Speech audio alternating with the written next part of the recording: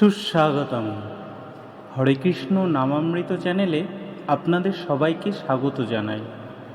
আগামী 12ই আষাঢ় 1432 সন, ইংরাজি 27শে জুন 2025, সনাতন ধর্মী মানবজাতির কাছে প্রভু জগন্নাথ দেবের রথযাত্রা পালন হতে চলেছে। তাই আজ পাঠের বিষয় হতে চলেছে শ্রীক্ষেত্র পুরীধাম। শ্রীক্ষেত্র অর্থাৎ পুরীধাম ভারতে চারধামের মধ্যে অন্যতম। চারধাম অর্থাৎ উত্তরে বদ্রীনাথ, দক্ষিণে রামেশ্বরম, পশ্চিমে দ্বারকা এবং পূর্বে পুরী। কথিত আছে এই চারধামই প্রভু জগন্নাথ দেবের মূল আশ্রয়স্থল। বলা হয় প্রভু জগন্নাথ দক্ষিণের রামেশ্বরম ধামে অবগাহন বা স্নান করেন। ক্ষুধা নিবৃত্তির জন্য প্রভু অবস্থান করেন পুরীধামে। ধ্যান করার স্থান উত্তরের বদ্রীনাথ ধাম এবং প্রভুর বিশ্রামের জন্য পশ্চিমের দ্বারকা ধাম নির্দিষ্ট। এই শ্রীক্ষেত্র পুরীধাম পুরুষোত্তম ক্ষেত্র নামেও পরিচিত। কে এই পুরুষোত্তম? যিনি জীবের মোক্ষের উৎস, জীবের মুক্তিদাতা, যিনি স্বয়ং জ্ঞানের উৎস বা স্বয়ং জ্ঞানস্বরূপ, যিনি স্বয়ং ক্ষর এবং অক্ষর, যার শক্তিতে অনন্ত কোটি ব্রহ্মাণ্ড ধৃত হয়ে রয়েছে। সেই অনন্ত অবিনশ্বর পুরুষই পুরুষোত্তম, অর্থাৎ স্বয়ং ভগবান শ্রী বিষ্ণু, যিনি স্বয়ং জগতের নাথ জগন্নাথ। এই পুরীধামও বিভিন্ন নামে অভিহিত বা পরিচিত। কখনো শ্রীক্ষেত্র, কখনো পুরুষোত্তম ক্ষেত্র, আবার কখনো বা নীলাচল নামে পরিচিত। স্কন্দ পুরাণে বিস্তারিতভাবে এই নীলমাধব তথা শ্রী জগন্নাথ দেবের আবির্ভাব এবং পুরী নামে ভূখণ্ডে তার অবস্থান নিয়ে অভূতপূর্ব কাহিনী লিপিবদ্ধ করে গেছেন মহর্ষি ব্যাসদেব। এক্ষেত্র পঞ্চক্রোশ পরিমিত আয়তন বিশিষ্ট এবং সমুদ্র তীরে অবস্থিত। এই পঞ্চক্রোশের মধ্যে দ্বিক্রোশ পরিমিত স্থলভাগ সমুদ্র তট ভাগে অবস্থিত এবং সুনির্মল, অতি পবিত্র। স্থান স্বর্ণবর্ণ বালুকারাশি সমাবৃত এবং নীল পর্বত দ্বারা সুশোভিত। সাক্ষাৎ নারায়ণ এখানে বিশ্বেশ্বর রূপে বিরাজিত রয়েছেন। লক্ষ্মী দেবী ব্রহ্মাকে বললেন সত্যযুগে বিষ্ণুভক্তি পরায়ণ ও সকল যজ্ঞের আহর্তা এবং শাস্ত্রে পণ্ডিত ইন্দ্রদম্ন নামে এক রাজা জন্মগ্রহণ করবেন। তিনি তৎকালে পুরুষোত্তম ক্ষেত্রে আগমন করে এই ক্ষেত্রে মহাভক্তি প্রকাশ করবেন। সেই প্রজাবৎসল প্রজানাথ শ্রী ভগবানের প্রীতির জন্য সহস্র অশ্বমেধ যজ্ঞ করবেন। যজ্ঞে প্রীত হয়ে শ্রী ভগবান দারু ব্রহ্মরূপে পুনরায় প্রকটিত হয়ে সেই রাজাকে অনুগ্রহ করে দর্শন দেবেন। স্বয়ং নারায়ণ বিশ্বকর্মা রূপে শ্রী ভগবান প্রেরিত দারুগাষ্ট্র দ্বারা শ্রী ভগবানের দারু প্রতিমা নির্মাণ করবেন। সত্যযুগে সূর্যবংশজাত ইন্দ্রদম্ন নামে এক বিষ্ণুভক্তিপরায়ণ রাজা ছিলেন। ইনি ব্রহ্মার পঞ্চম পুরুষ। রাজা ইন্দ্রদম্ন সত্যবাদী, সদাচারী, নিষ্পাপ ও সাত্ত্বিক শ্রেষ্ঠ ছিলেন। তিনি একদিন তার সভায় উপস্থিত সকল দৈবজ্ঞ, শ্রোতীয় এবং অন্যান্য রাজন্যবর্গের কাছে জানতে চান, যত্র সাক্ষাৎ জগন্নাথং পশ্যামেতন চক্ষুষা, অর্থাৎ উত্তম ক্ষেত্রধাম কোথায়? আপনারা জানেন যেখানে জগন্নাথ দেবকে চর্মচক্ষু দ্বারা দর্শন করা যায়? দৈবজ্ঞ সাত্ত্বিক পুরোহিত বললেন, হে রাজন, আমি শিশুকাল থেকে এই ভূমণ্ডলে অনেক তীর্থ ভ্রমণ করেছি এবং অন্যান্য তীর্থযাত্রীদের কাছেও শুনেছি যে ভারতবর্ষ নামক ভূখণ্ডের অন্তর্ভুক্ত ক্ষুদ্রদেশের দক্ষিণ সমুদ্রের তীরে শ্রী পুরুষোত্তম নামে উত্তম ক্ষেত্র আছে। সেখানে নীলগিরি পর্বত আছে এবং সেখানে রোহিণ নামে এক পাপনাশক কুণ্ড আছে। সেই কুণ্ডের পূর্বতটে নীলকান্ত মণি দ্বারা নির্মিত শ্রী ভগবানের অর্থাৎ ভগবান বাসুদেবের মূর্তি আছে, যা সাক্ষাৎ মুক্তিপ্রদ। সেই নীলগিরি পর্বত এবং সেখানে অবস্থানরত নীলকান্ত মণি দ্বারা নির্মিত সেই বাসুদেবের মূর্তিকে নতুনভাবে খুঁজে বের করার জন্য রাজা ইন্দ্রদম্ন রাজপুরোহিতকে অনুরোধ করতে লাগলেন। রাজপুরোহিত বললেন যে আমার কনিষ্ঠ ভাই বিদ্যাপতিকে সত্য সেই স্থানে পাঠাবার ব্যবস্থা করছি, তিনি সেখানকার সকল সংবাদ আপনাকে দেবে।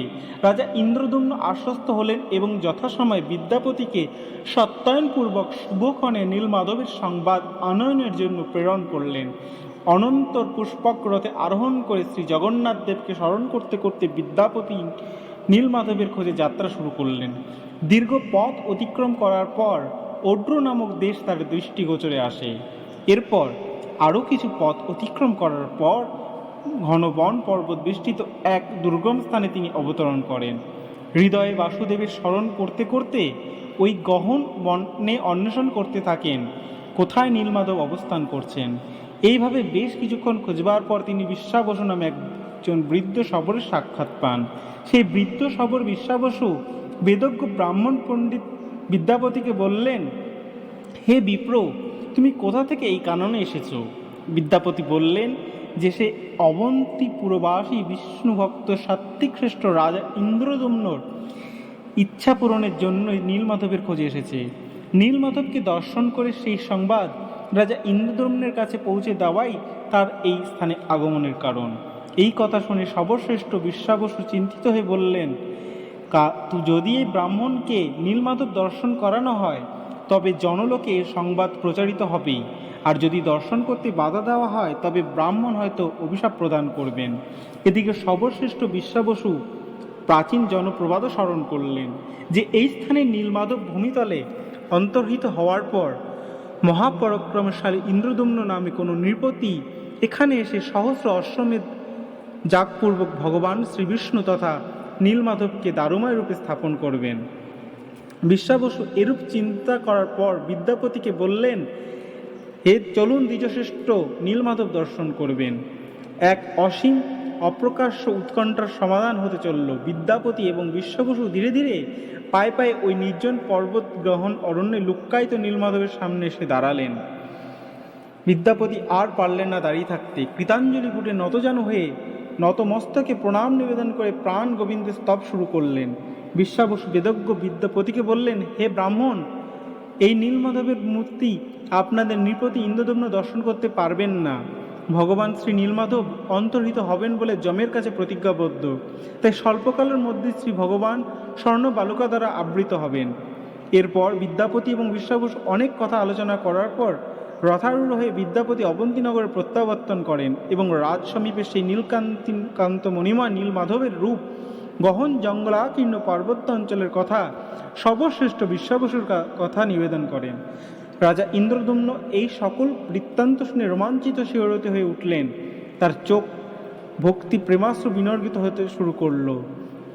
পরে নিজেকে শান্ত করে বললেন, আমি ওই নীল পর্বতে গমন করব। শুধু তাই নয়, আমার সকল রাজন্যবর্গ প্রজাবর্গকেও সেখানে নিয়ে যাব এবং ওখানেই বসতি স্থাপন করব।